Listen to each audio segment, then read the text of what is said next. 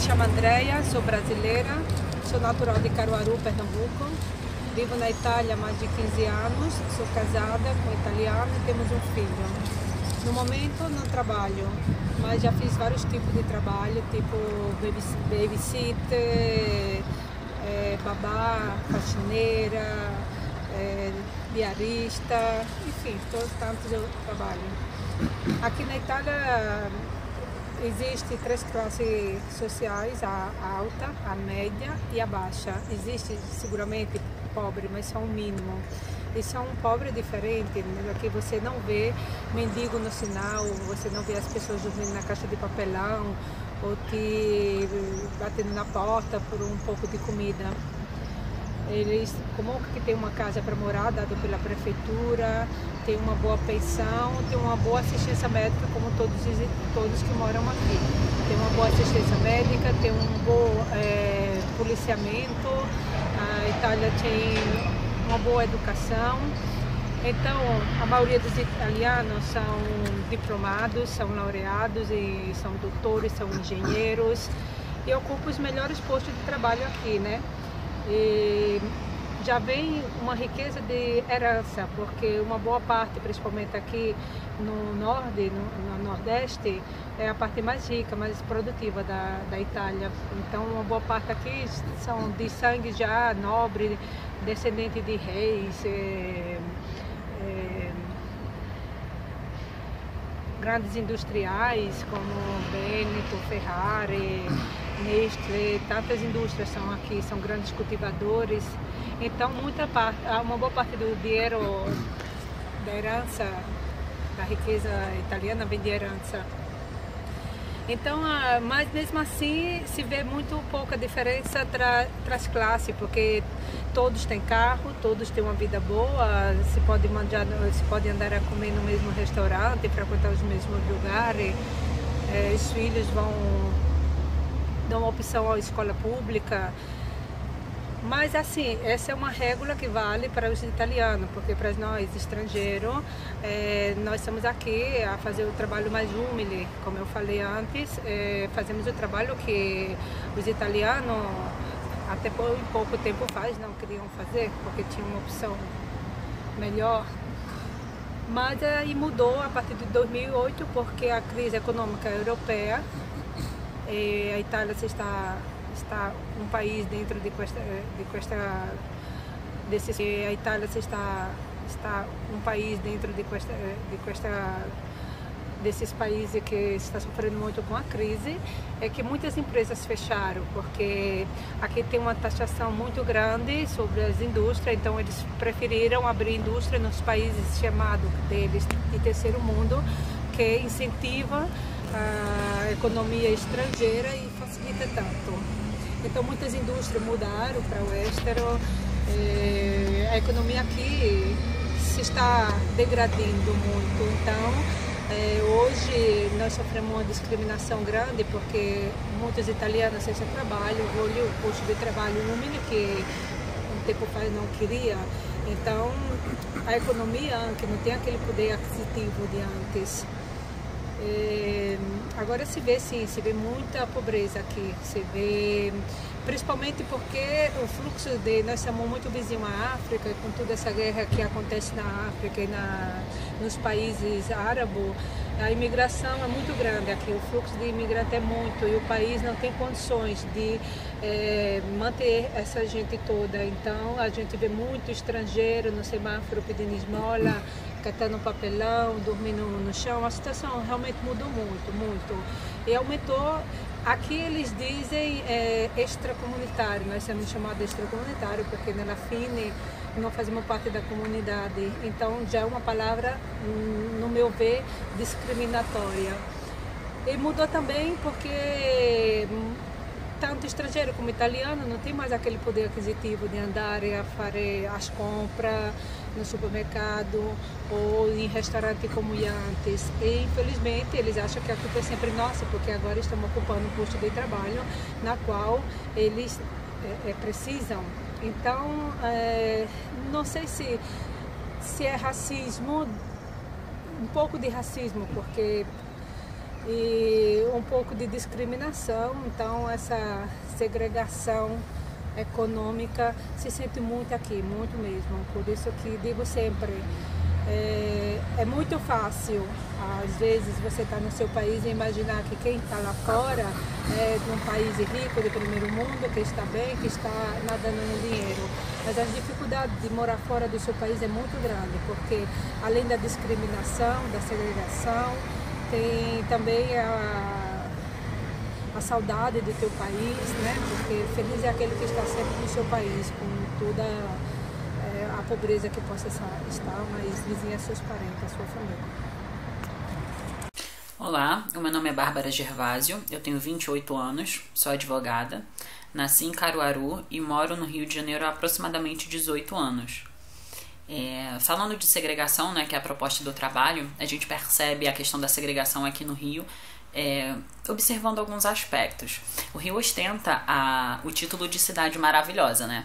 E a gente verifica que realmente o Rio de Janeiro é uma cidade maravilhosa. É uma cidade muito bonita e até por isso é explorada turisticamente, porque ela consegue integrar a parte arquitetônica, a parte construída da cidade com as belezas naturais. Aqui a gente tem muitas praias, a gente tem floresta, a gente tem montanhas e tudo isso funciona de uma forma muito harmônica. E por isso o título de cidade maravilhosa que realmente é. Mas quando a gente pensa em cidade maravilhosa e pensa nessa coisa que é explorada na televisão, a gente pensa especificamente na zona sul do Rio. A zona sul do Rio, que é a parte litorânea da cidade, né, a parte onde tem praias, é realmente muito bonita. Os serviços lá funcionam de maneira bastante satisfatória. A gente tem grande oferta de transporte público, como metrô, como ônibus, e grande parte da população menos beneficiada financeiramente que frequenta essas áreas basicamente para trabalhar. E aí é que a gente começa a verificar realmente a questão da segregação. Porque pensando num primeiro momento, a gente pensa que não existe segregação no Rio, porque ninguém é impedido efetivamente nem formalmente de frequentar outros ambientes da cidade, mas é bastante desconfortável, porque se a gente pensar no Rio de Janeiro, de fato é uma cidade muito grande, é uma cidade que é formada de subbairros, e alguns bairros do Rio de Janeiro, eu digo bairros, eles são maiores até do que determinadas cidades do interior do estado. Então, o grande problema é, de fato, a oferta de transporte, que a gente verifica que não tem. Grande parte da população precisa se deslocar para trabalhar na zona sul ou no centro da cidade e enfrenta muitos problemas. O transporte público daqui, ele procura ser de qualidade, porque tem muitos projetos, inclusive, para aumentar a possibilidade de transporte das pessoas, mas não dá vazão, porque são muitas pessoas se deslocando. Especificamente para a zona sul e para o centro, que é onde tem a maior oferta de emprego. Então a gente verifica que a segregação começa daí. Começa, por exemplo, na qualidade de vida que as pessoas não têm.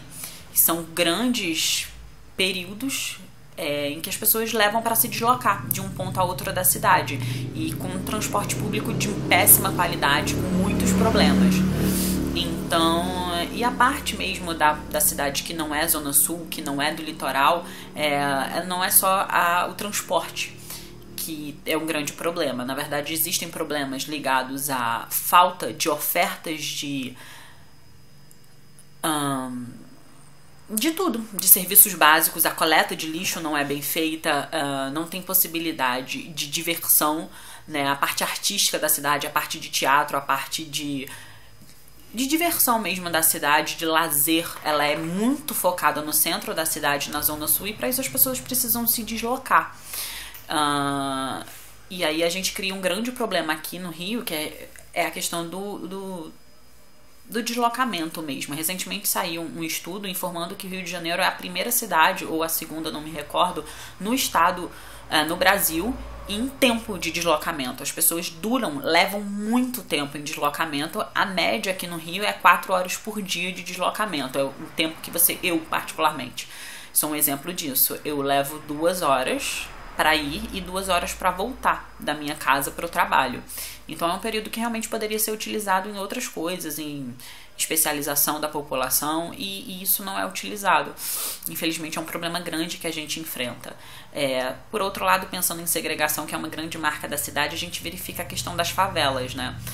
Justamente para evitar esse transporte, esse deslocamento por ser feito em longo tempo, a cidade acabou se organizando de forma... A cidade é formada, né, geograficamente de muitos morros e as pessoas acabaram se organizando subindo os morros, morando na parte próxima à Zona Sul, próxima ao centro, em morros.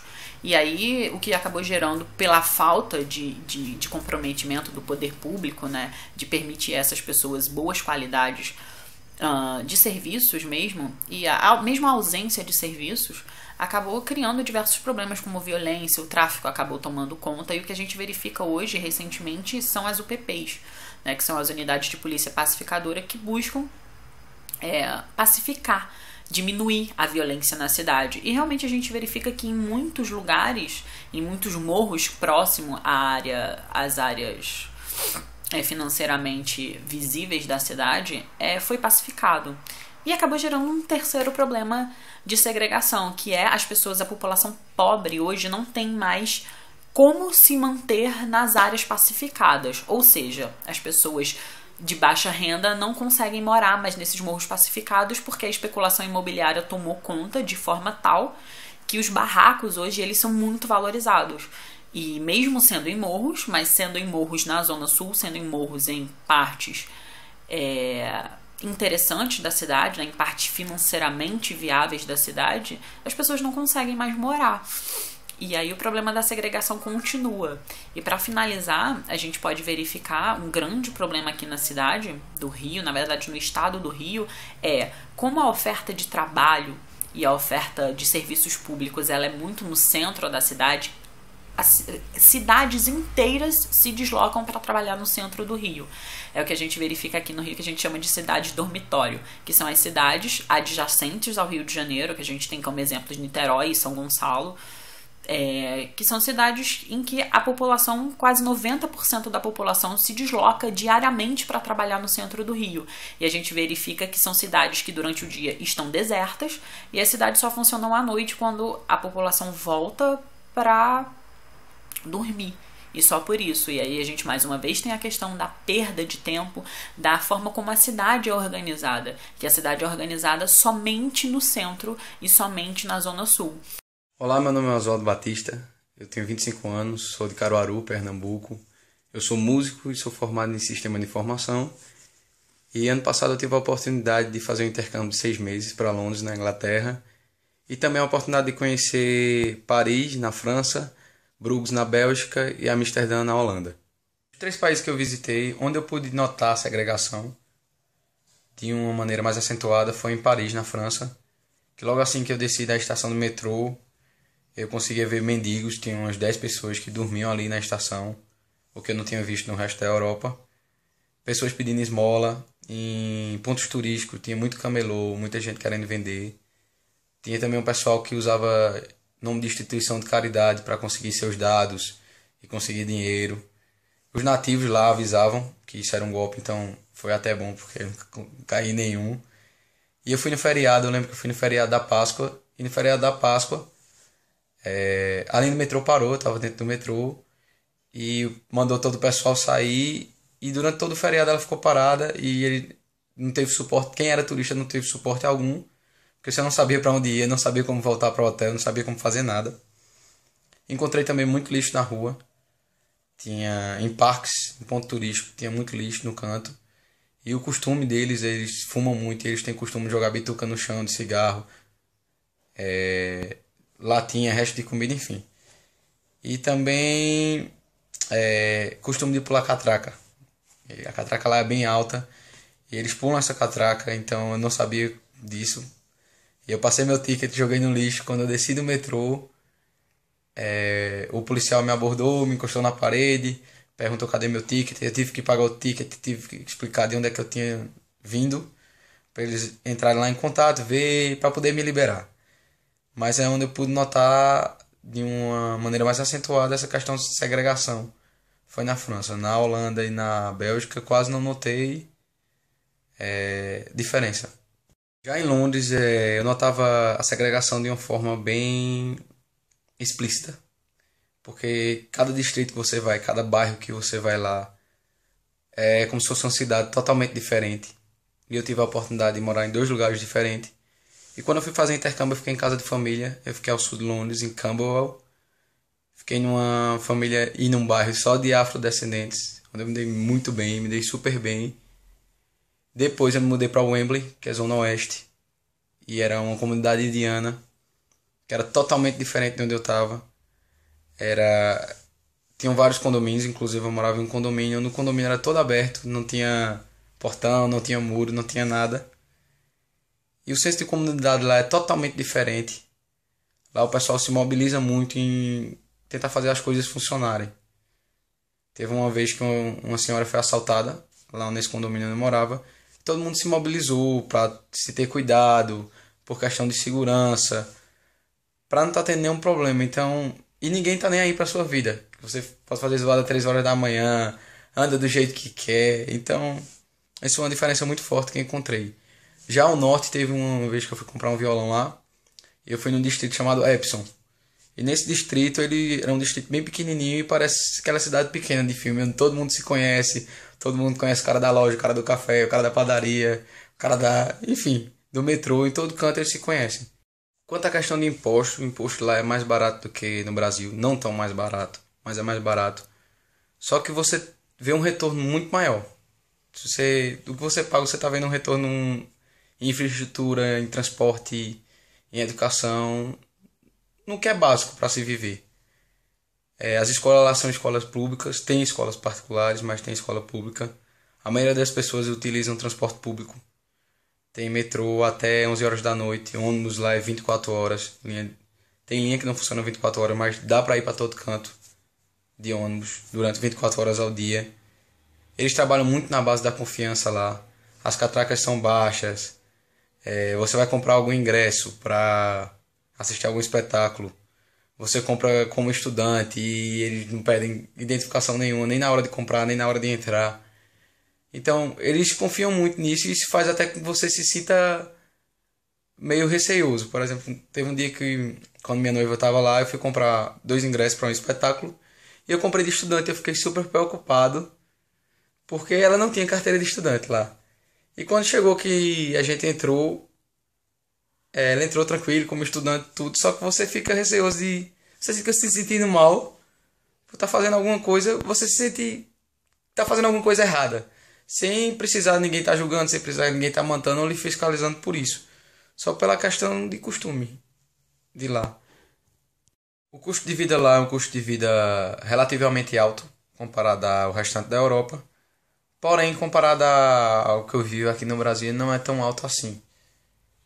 Você faz uma feira no supermercado mais barato do que você faria aqui, com uma qualidade muito maior dos alimentos.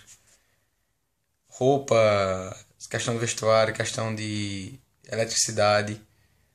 Ou vai sair o mesmo preço que sairia aqui no Brasil, ou mais barato.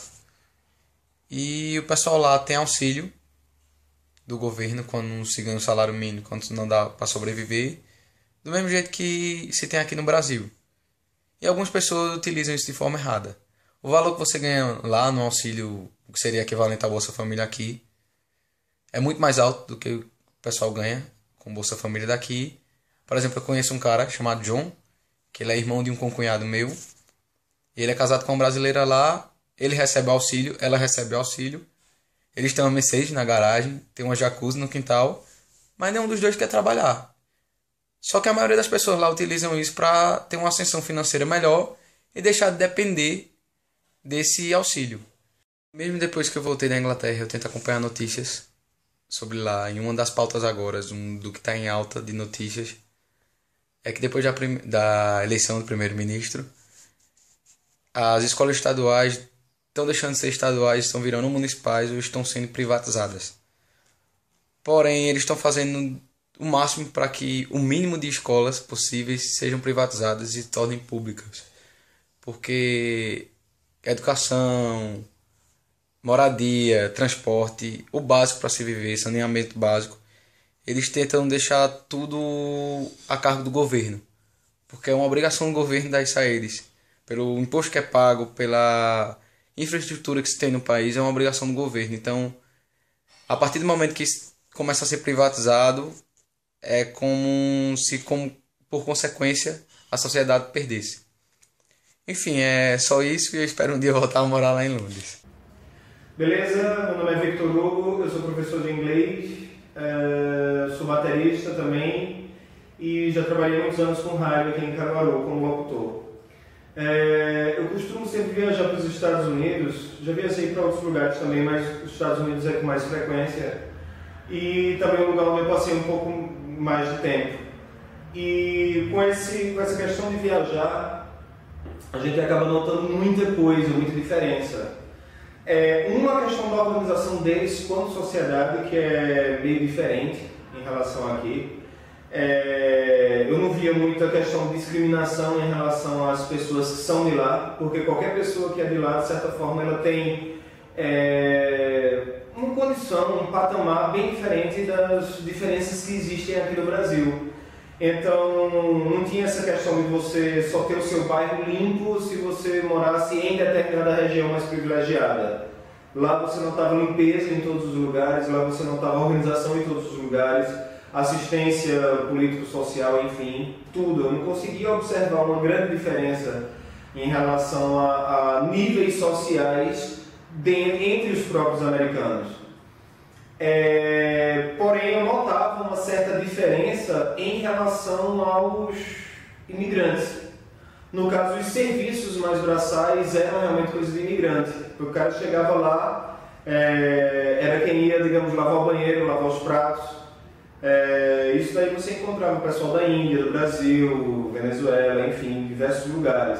Quem sabia falar um pouco mais do inglês tinha uma profissão que ainda era prestação de serviço, só que de qualquer forma dava um pouquinho mais de condição financeira para a pessoa, como por exemplo garçom. Garçom dá muita grana lá por conta da questão das gorjetas que eles ganham. Eles conseguem dobrar ou fazer mais do que o próprio salário com isso daí. Mas de qualquer forma não deixa de ser uma prestação de serviço que o próprio americano assim, ele não queria estar ocupando aquele lugar.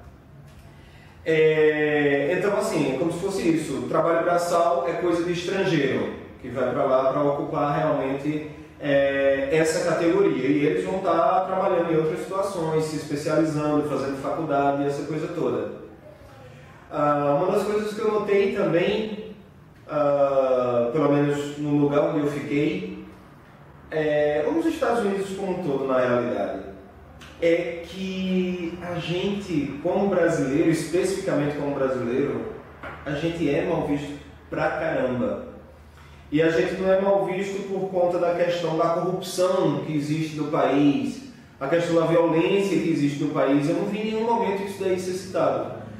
Uma das grandes coisas que eu posso dizer que eu vi é a forma que a gente se comporta, que é completamente invasiva, que é completamente... a gente confunde essa questão de sermos um povo alegre com a bagunça que a gente acaba fazendo.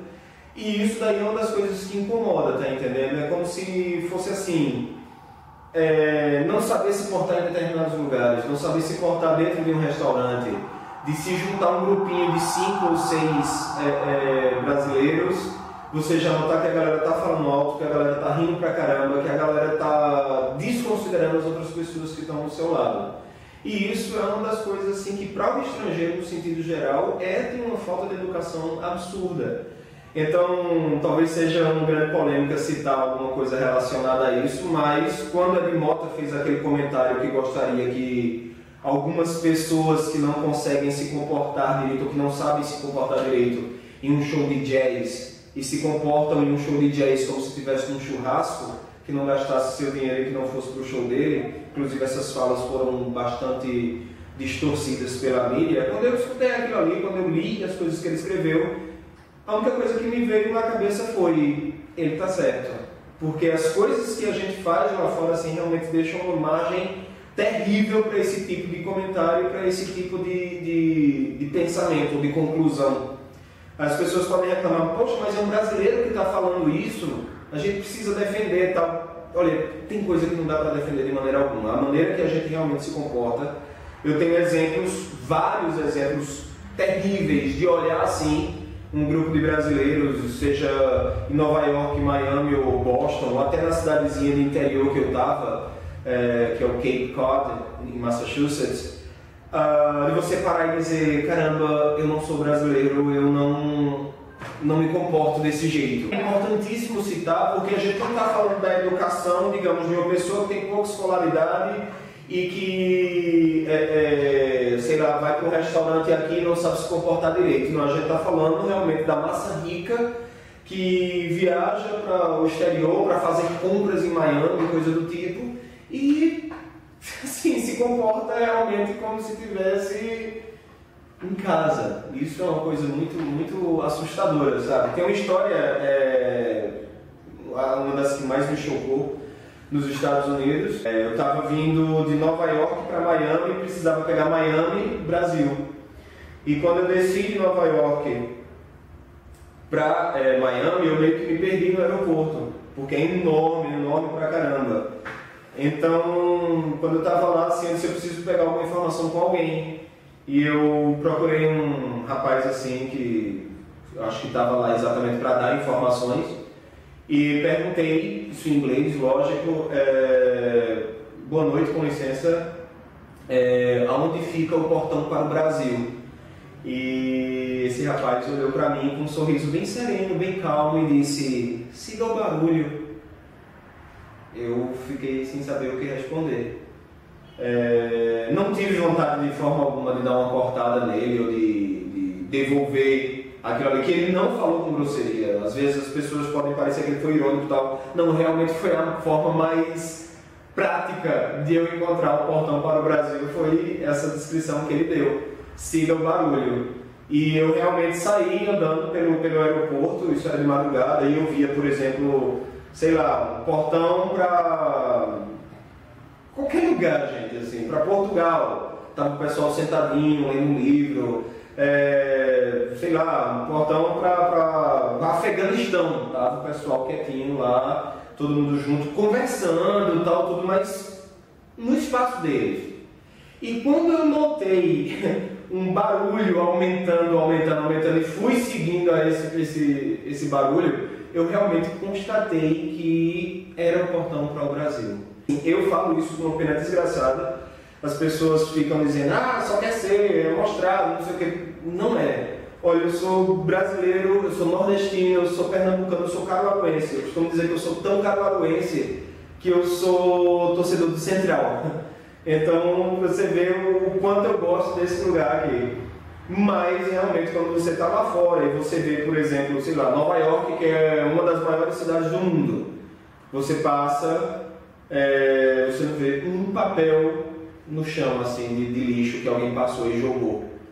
Tá entendendo? Aqui a gente vê as pessoas passando do lado do lixeiro e jogando papel no chão. Você passa no centro depois de uma sulanca para você ver. Você olha e diz, meu Deus, o que é isso? Foi uma guerra que aconteceu aqui. Então a gente realmente transmite esse tipo de coisa. E não me venham dizer que a questão é que a gente é alegre, a gente é um povo feliz. Não, isso é questão de educação doméstica. Então uma das coisas que mais me assustou nos Estados Unidos, em relação à segregação, eu não conseguia ver diferença entre americanos. Mas do americano com o estrangeiro tinha muito. E com o brasileiro essa questão da educação. Quando a gente está lá comprando tudo e tal, que realmente está movimentando a economia deles, eles tentam tratar a gente o melhor possível. Mas a gente pisa na bola pra caramba. Isso pra mim é terrível. Eu não sei, não sei se eu fugi do assunto do que vocês precisavam, mas beleza, muitíssimo obrigado. Meu nome é Felipe, eu tenho 31 anos, eu sou analista de segurança em TI e eu morei cerca de 2 anos e meio, 2 anos e 8 meses em Toronto, Canadá. Durante esse tempo que eu estive lá, essa parte de segregação, enfim, você não consegue ver como você consegue ver no Brasil, entendeu? Por quê? Porque o transporte público lá é muito eficiente, entendeu? Então você vê pessoas ricas, pobres e enfim, idosas, todo mundo utilizando o transporte público por ter uma certa eficiência, por ter um deslocamento mais rápido, um custo é muitas vezes mais barato e até mais seguro, entendeu? O que você consegue perceber uma diferença muito grande é quando você vê, quando você compara Toronto, que é uma cidade muito grande, é a maior cidade do Canadá, muitas pessoas acham que é a capital, né? E quando você compara Oakville, que é uma cidade, por exemplo, que é uma cidade menor, que não tem tanta oferta de transporte público, e você não consegue ver metrôs, então a população tem uma certa dificuldade para se deslocar, ou você tem carro, ou esse transporte público ele é feito com maior dificuldade, entendeu? Mas você não consegue ver uma segregação muito grande em relação ao pobre e o rico, por exemplo. O Canadá tem uma parte de taxas assim que é muito rigorosa e tende a equilibrar muito isso, entendeu? Então, a pessoa que geralmente ganha muito, ela paga essas taxas e o pobre ele paga menos, aí muitas vezes ele é reembolsado em relação a isso. Outra coisa que você vê aqui no Brasil em relação à segregação é as escolas, assim, a pessoa que é mais pobre, assim, ela tem direito a um ensino de qualidade, ela não tem direito a um ensino de qualidade, ela tem que, ela vai para uma escola pública e geralmente as pessoas de escolas particulares, elas têm um ensino melhor, entendeu? Porque o governo não consegue oferecer. E isso lá não, entendeu? Você não vê esse tipo de diferença. Eu tenho um amigo lá que ele era praticamente não tinha dinheiro e ele conseguiu entrar em uma universidade, entendeu? Pelas notas dele. Ele conseguiu uma bolsa pelas notas dele. E todas as universidades lá, elas são pagas, e ele conseguiu isso. Então, assim, essa questão de transporte público, de escolas, entendeu? Lá você não consegue ver muito bem essa diferença. Então, você não consegue ver muito bem essa parte da segregação no Canadá em si. O Canadá, ele não é um lugar totalmente desenvolvido, por isso que ele pega muitas pessoas para ir para lá, mas ele é um lugar em desenvolvimento e ele segue uma linha muito muito interessante, entendeu? Para justamente evitar essa parte, assim, essa diferença do pobre e o rico e de como tem aqui de alguns bairros eles terem mais policiamento aqui em Recife do que outros, entendeu? Lá não, lá eles tentam uniformizar isso para justamente não existir isso. Existem bairros lá, enfim, que são bairros de chineses, Chinatown, tem bairros coreanos, bairros gregos, entendeu? Mas é sempre é mais porque as pessoas se juntam e querem, não sei, querem ficar em um lugar e manter a sua cultura, entendeu? Porque Toronto é uma das cidades mais multiculturais do mundo. Mas isso não causa uma segregação, entendeu? Não existe o discriminamento ou qualquer outra coisa do tipo, ou perda de direitos por conta disso. Outra coisa também, em relação também aos homossexuais lá, eu acho que é um dos países que eles têm mais direito, entendeu, em relação a isso. Então, eu não posso dizer que a discriminação lá é zero, mas eu posso dizer que é muito baixa, entendeu? Eu não lembro de ter visto alguma situação que algum homossexual teve algum problema em relação a isso, ou tinha menos direito, ou, enfim, eu vi situações lá que, por exemplo, um morador de rua, ele tinha acesso a ir para a biblioteca e ler um livro, entendeu? Que é o que eles fazem muito, enfim. Então, essa parte da segregação lá,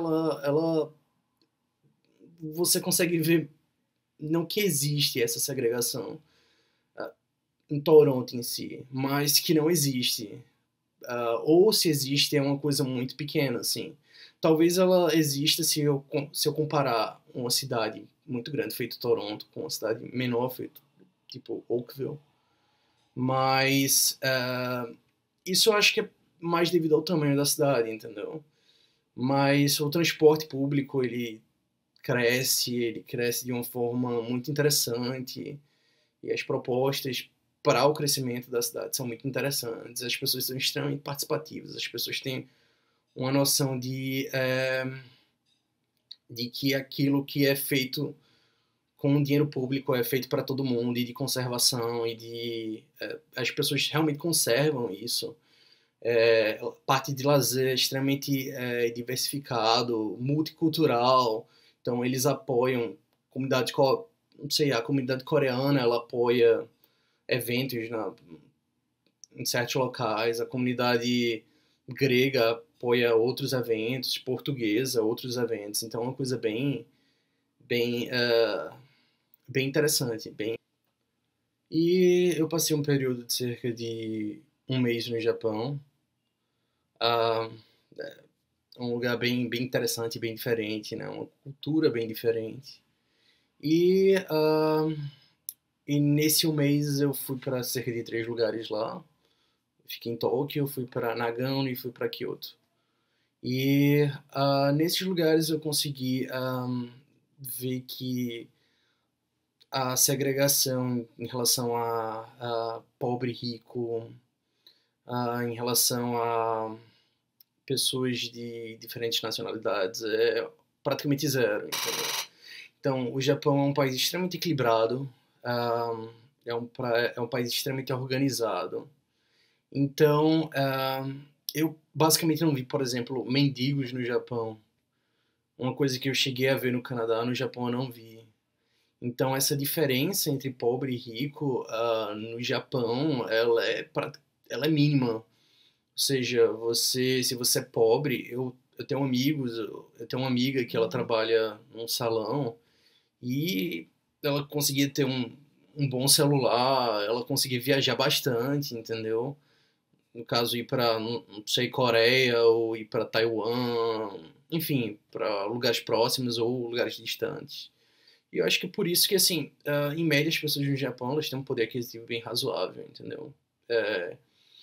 Eles tentam equilibrar também, é um país muito equilibrado. O transporte público é algo tão eficiente que eu nunca vi na minha vida, assim, nem no próprio Canadá. Ele é, inclusive, mais eficiente que o transporte público de Londres, que se fala tanto, né, que é extremamente pontual, e não é. Mas o transporte público japonês, ele é extremamente pontual. Então, se o relógio está marcando lá que o trem vai chegar às 10h57, ele chega às 10h57. Então, essa parte de segregação eu não cheguei a ver. Realmente, eu não vi diferença. Nenhuma diferença nem mínima, eu posso dizer. Foi algo que eu não reparei entre rico e pobre, entre diferentes nacionalidades. É um país muito educado, entendeu? Eles têm uma cultura diferente, entendeu? Então, eles tendem a interpretar as coisas de uma forma diferente, que é algo um pouco diferente dessa parte de segregação, né? Mas não existe uma discriminação em relação a isso. Possa ser que exista uma discriminação, mas eu acho que não. Em relação a negros, talvez, essa discriminação racial. Eu sei que quanto a brasileiro, não existe. Talvez em negros, mas eu acho que em relação a negros essa coisa racial, acho que é uma coisa meio que global, entendeu? Eu acho que o Canadá não tem isso, mas de repente o Japão tem um pouco isso, assim. Eu não quero que a minha filha, ela, sei lá, se case com um negro. Isso pode acontecer, entendeu? Mas não é uma coisa que eu vi. Não é uma coisa que eu vi entre as pessoas na rua, pobre e rico. Não vi isso. Não vi. Eu não sei se é porque eles são muito educados em relação a também estrangeiros, ou, enfim. Mas eu também não vi em relação a estrangeiros, entendeu? Até outros estrangeiros que ficaram lá mais tempo, amigos meus, assim. Eu nunca vi em relação a isso. E então, praticamente não existe. Não existe uma segregação em relação a transporte. O transporte ele não termina excluindo as pessoas. Direitos são muito iguais, entendeu? Então, é um país muito equilibrado. Não tem como você ver isso, assim. Eu não cheguei a ver. Nas 3 cidades que eu fui, eu não cheguei a ver. E Tóquio é uma cidade muito grande, mas, por exemplo, Nagano é uma cidade muito menor. E eu também não vi isso, não cheguei a ver. Entendeu? As pessoas são... elas têm uma qualidade de vida, mesmo que tenham empregos mais simples, por exemplo, elas conseguem ter uma qualidade de vida muito boa, ter produtos muito bons, entendeu? Não precisam... Não existe, assim, essa exclusão social do rico, ele tem um lugar específico, do pobre, ele tem um lugar específico. Não cheguei a ver nada disso no Japão.